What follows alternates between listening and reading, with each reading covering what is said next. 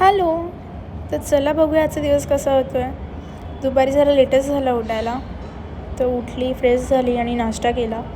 तेवढ्यात ही आली म्हणून जेवणच घेतलं आणि निघालो डान्स शिकवायला. तुम्ही विचार करत असाल मी नक्की कुठे जाते, तर मी माझ्या स्कूलमध्येच जाते. त्यांचा ॲन्युअल डे म्हणून शिकवायला.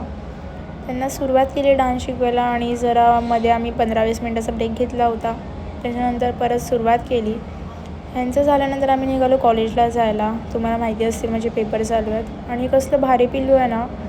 तर या सगळ्यांना थोडं भेटल्यानंतर आम्ही लगेच निघालो पेपरला जायला. 5चा पेपर होता. नेहमीप्रमाणे माझं नशीब खराब, पहिलाच बेंच. पेपर झाल्यानंतर निघाली.